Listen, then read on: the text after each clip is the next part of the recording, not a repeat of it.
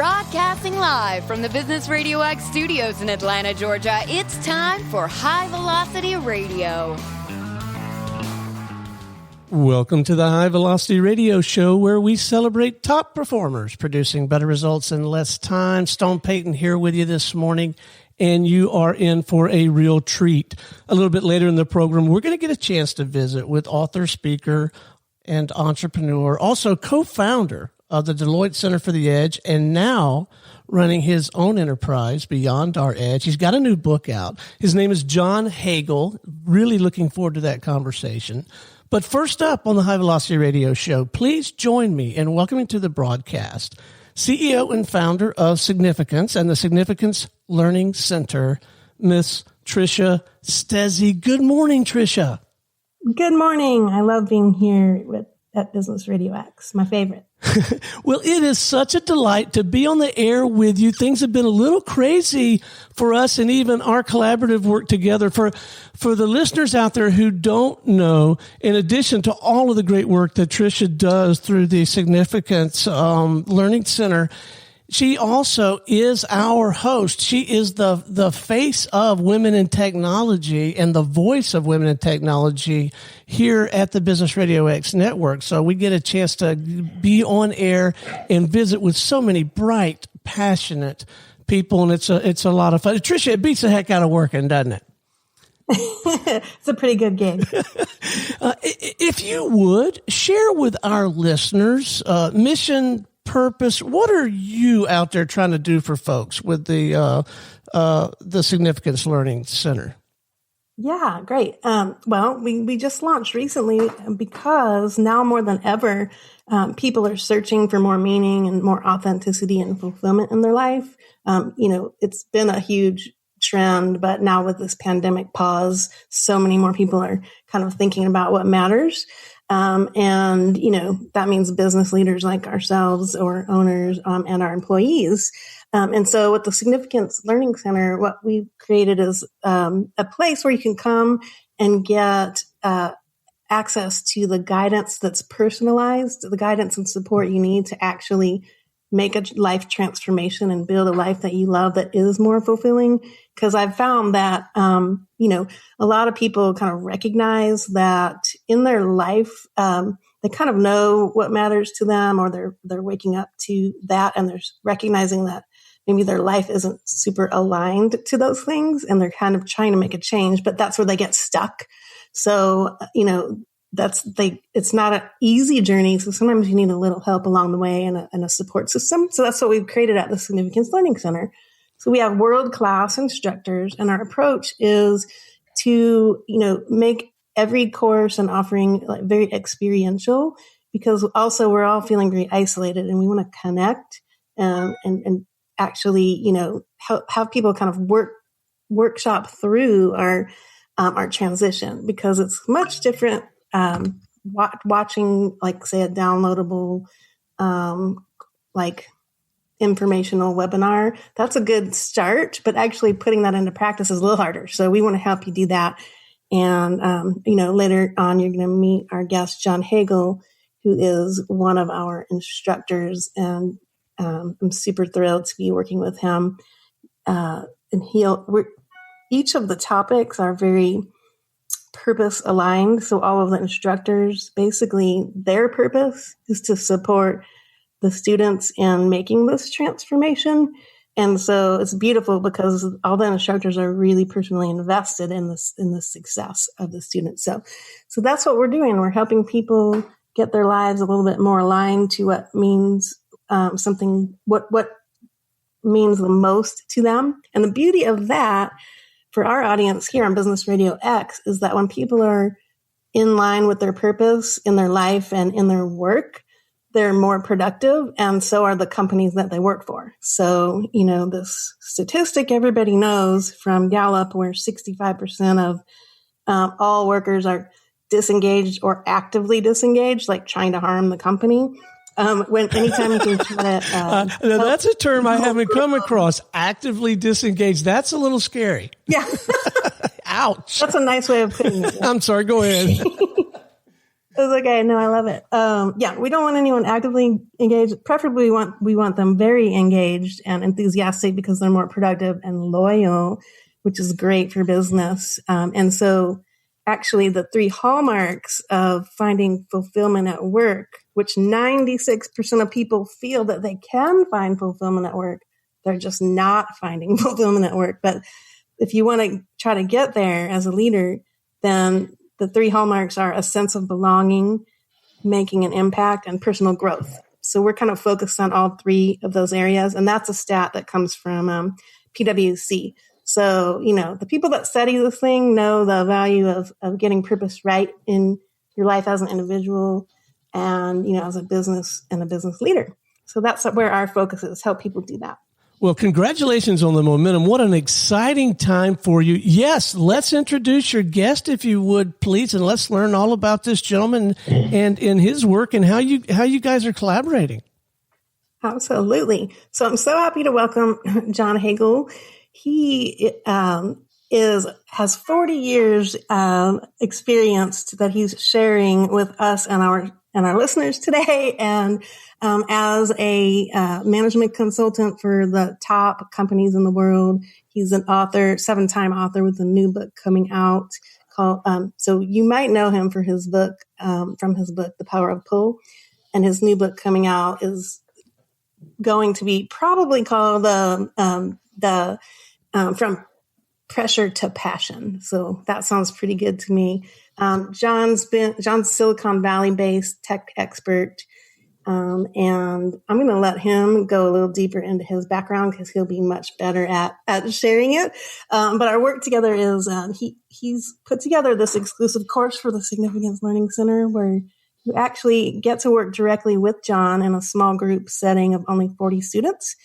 And he is going to help you apply one of the key concepts in his new book, From Pressure to Passion, called personal narrative, which he'll talk about today, which he defines very differently than how some other folks use that term. So with that, let me stop talking and let me introduce formally or invite John to start sharing his great, brilliant wisdom with our audience. Hey, John, how are you? Hi there. It's great to be here and appreciate connecting with Stone as well as you. So it's great. Thank you. Awesome. So let's start off with some context for this moment we're all in right now. So you've had a long and distinguished career advising top CEOs on what they should have on their business radar. So my question to you is, why are you so focused right now on the concept of personal narrative? And of course, let us know how you define personal narrative and why it's so valuable. Yeah, well, to put it into context, I guess I've been doing research for a couple of decades on the long-term forces that are reshaping the global economy. And I believe we're in the early stages of a profound transformation. I call it the big shift. And there are many different elements to the big shift, but one of them is a paradox, which I find fascinating, that on the one side, the big shift is creating exponentially expanding opportunity. We have the ability to create far more value with far less resource, far more quickly than would have been imaginable. But on the other side, at the same time, it's creating mounting performance pressure on all of us as individuals and as institutions. And I think in the early stages of this big shift, we're feeling the pressure much more than the opportunity. And that's tending to foster an emotion of fear in all of us. I think more and more of us are experiencing fear as the world changes at a more rapid rate, competition intensifies.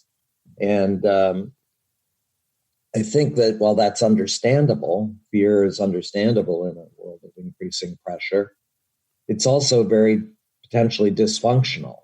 And it's not the best motivation for people to actually address the opportunities that are emerging as well. And so I've been searching for, first of all, recognizing that the emotions that we feel are the foundation of our actions. that we need to really see those emotions, acknowledge them, and then address them to the extent we want a different set of emotions. And in that context, I've become very interested in this notion of personal narrative. And so just quickly, I'll try to be quick on this, but it's, as you said, a very different concept from the way most people talk about narrative. Most people view narratives and stories to mean the same thing. They're synonymous. For me, they're very different. So quickly, a story for me is self-contained. It has a beginning, a middle, and an end to it. And it's over. And the story is about me, the storyteller, or it's about some other people. It's not about you. You can use your imagination, figure out what you would have done, but it's not about you. In contrast, for me, a narrative is open-ended. There is no resolution yet. There's some kind of big opportunity or threat out in the future, not clear whether it's going to be achieved or not. And the resolution of the narrative hinges on you. It's a call to action to say your choices, your actions are going to help determine this. And so in the context of narratives can exist at many different levels. The individual, I believe institutions have narratives, companies could or should have narratives, communities and society can have narratives.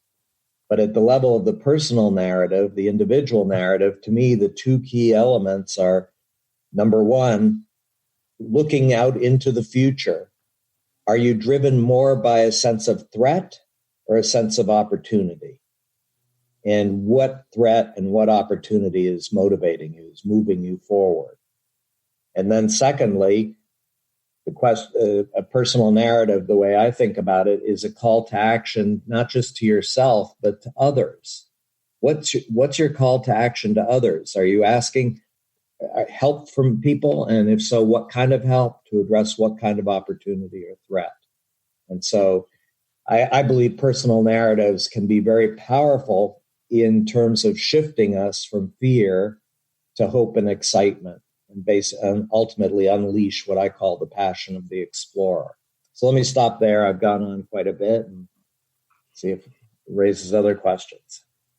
Exactly. Yeah. So I love how you brought up this notion of fear, because obviously right now it's prevalent in so many ways. And can you talk about a little bit more about how people can use personal narrative in the way you framed it to move from fear to hope and excitement? Because I think people will be very, very interested in that aspect of what you're talking about.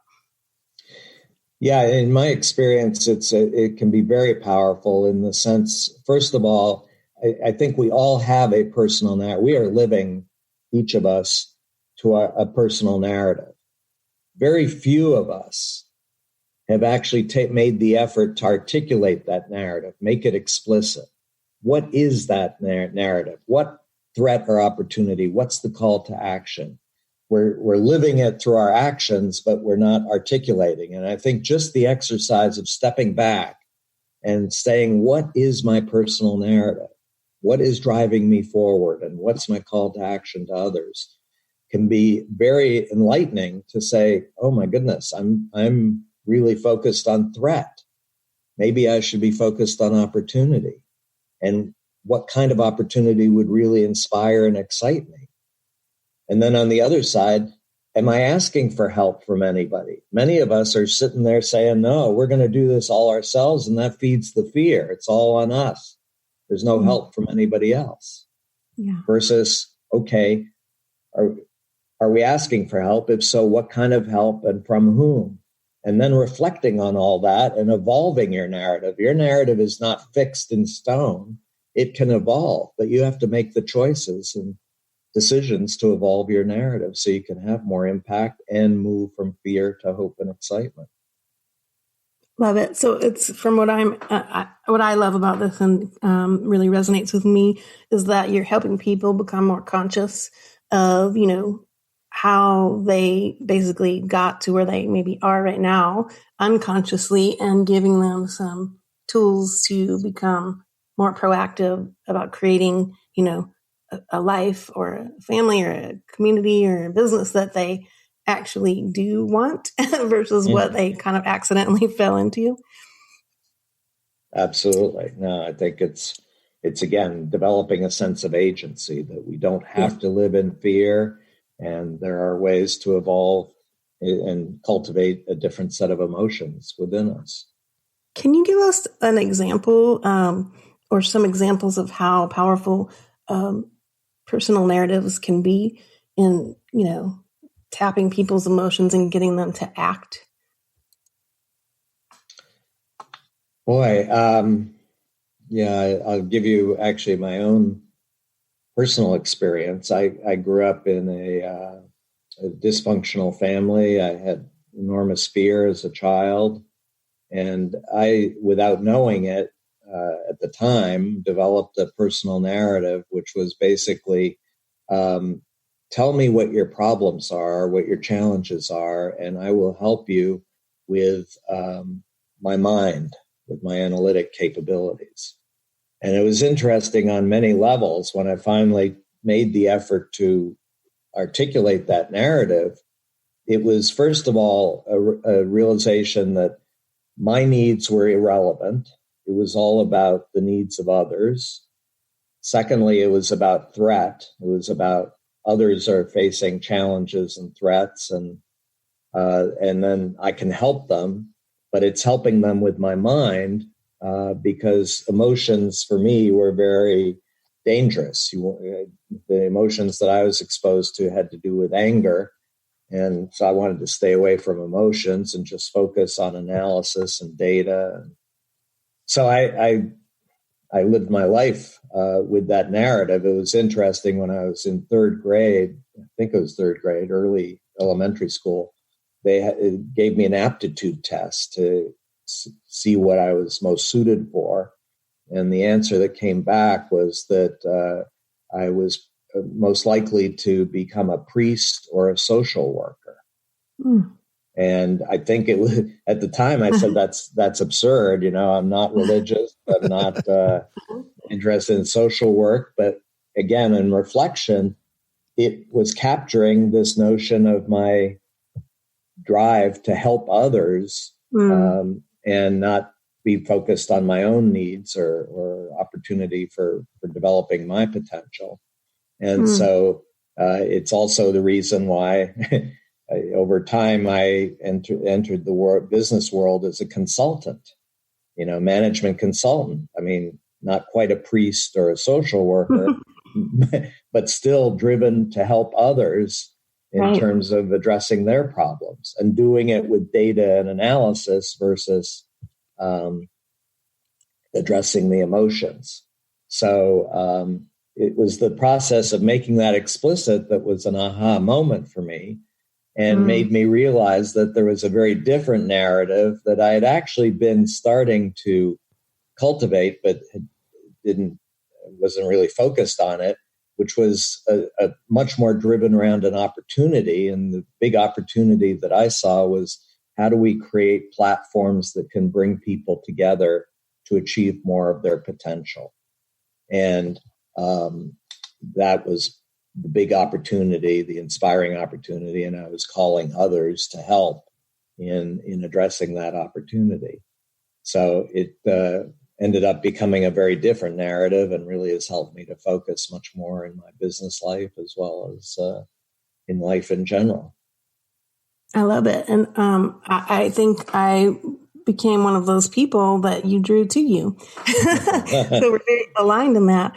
So I love that. Thank you for sharing your personal story. And I love this background and context, which is, I think, a pretty cool segue to kind of bring us up to where you are now, because I didn't give you a very good introduction. So I'd love it if you could kind of share with the audience a little bit more about your work, because I think that what we're talking about here with personal narrative, it really does apply to what we all refer to as the future of work discussion, and this idea of the importance of active learning and collaboration. So maybe you could kind of touch on that part of your work and how it ties together, that would be amazing. Yeah, no, happy to do that. It's, again, been a long journey in terms of the research, but as part of this big shift, context, the changes that are transforming the global economy, I've come to believe that the key to success in the future is to learn faster over time and learn together. And I'm not talking about learning in the form of going to training sessions. I'm talking about learning in the form of creating new knowledge that never existed before, through action, by addressing new situations and doing it together with others. Because at least in my experience, I've come to believe that no matter how smart any one individual is, they're going to learn a lot faster if they come together with other people and have a shared commitment to an outcome and trying to get to more and more impact in that outcome. So that's been a core theme in my work. And again, it ties together with this notion of narrative, which is the call to action to bring people together. And my belief is ultimately the most effective learning unit, if you will, is a small group of anywhere between 3 to 15 people. I call them impact groups, where they really develop deep trust-based relationships with each other. They are providing emotional support in terms of encouragement if you run into frustrations, but they're also holding you accountable and saying, wait a minute, you're not putting enough effort into this. Why can't we, go faster in that direction? So it's a very powerful unit that can drive the learning. And then the notion is how to connect those small impact groups into larger networks. And that's where the whole focus on platforms comes into play. I believe there is an opportunity for these small groups to come together and learn even faster as a network. So I think there's big untapped opportunity there. It's huge. And what I love is that you're you're walking your talk, because that's exactly how we formulated our course at the Significance Learning Center. So maybe you can talk us through that a little bit, but because basically people will get to experience that active learning and those small groups, impact groups, and the network effect. So maybe share a little bit about what your intentions are for this course that we're enrolling now. Yeah, it's very much inspired by this notion of personal narrative, and it's focused. It's not a course where it's just going to be a series of lectures where you take notes. It's going to be an environment where there's a high degree of interaction among the participants, and where they are actually taking the time to reflect on their own situation and narrative. So it starts with just introducing the concept of personal narrative and why it's so important. So to get people to really invest the time and effort around the personal narrative. But then it's focused on helping people, first of all, to articulate their own narrative. What has it been? What is it now? And then reflecting on it. And again, it's not just reflecting in isolation, it's reflecting together with others, and coming up with ways to evolve that narrative so that it can help people to achieve more of their potential. And then there's many components to it, but then it's really focused on helping people to take action around that evolving personal narrative. What's the action they can take? What can they learn from that action?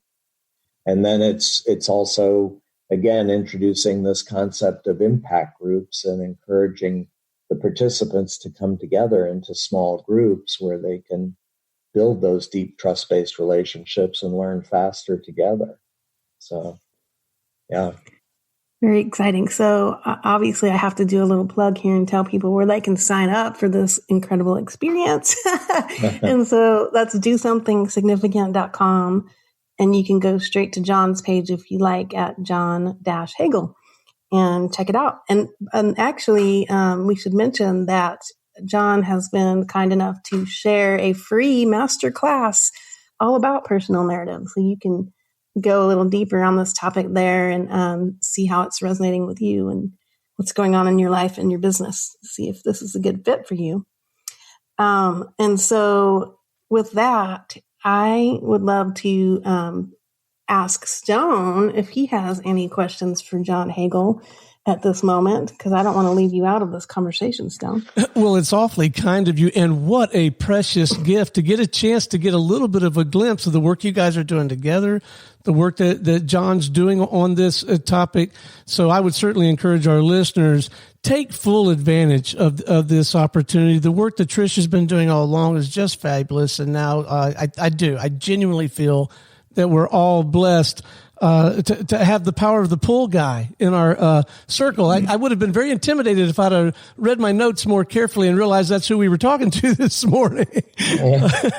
But no, this is absolutely fantastic. So many things stood out, and yes, we may reach out again, John, and ask to interview you again at some point. But one thing that struck me early in the conversation that I would like to dive into a little bit more, if you don't mind investing a few more moments. But you talked about calls to action, and it reminded me of an early mentor that I had that had just impressed upon me the power of simply asking, asking people to help, asking for what you want. Could you speak to that a little bit? Because I have a feeling that's really important in all this.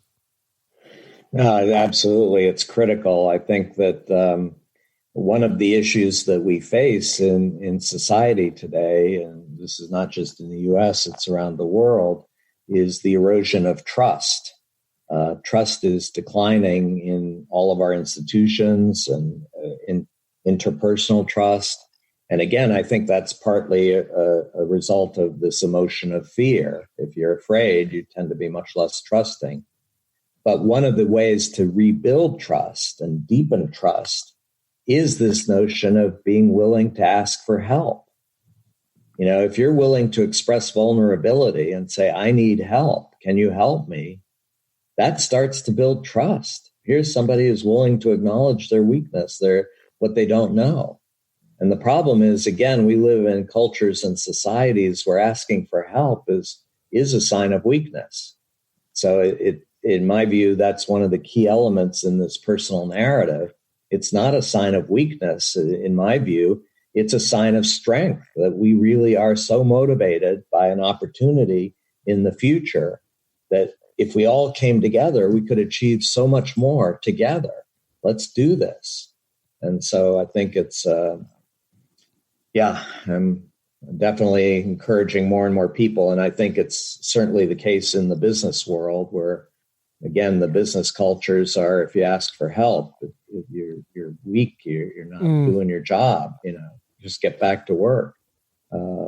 So I think we have a major cultural shift in the business world to really not only invite and not only accept that, but encourage that, to ask for help. So before we wrap, John, what is the best way for our listeners to learn more about your work, reach out and talk with you or someone on your team if perhaps they are interested in getting any kind of consulting work or access to your experience and expertise? What's the best way for them to get connected with you?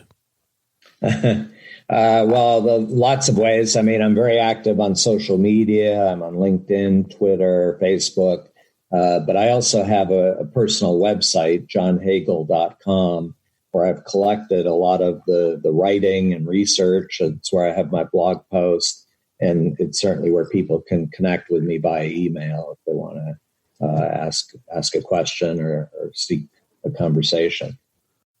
Well, it has certainly been an absolute delight having you on the show. Please keep up the good work and keep us posted. Trisha, once again, if you would, please share the path to take advantage of this immediate opportunity in the collaboration with you and John, but also with the Significance Learning Center in general. Let's get some contact points for that for our listeners. Yeah, you can find us easily at DoSomethingSignificant.com. And you can subscribe to our newsletter there and get John's free masterclass at that same URL, DoSomethingSignificant.com. What a marvelous show. Again, thank you so much to both of you for sharing your story. Till next time, this is Stone Payton for our guest today, Trisha Stezzi and John Hagel, and everyone here at the Business Radio X family saying we'll see you in the fast lane.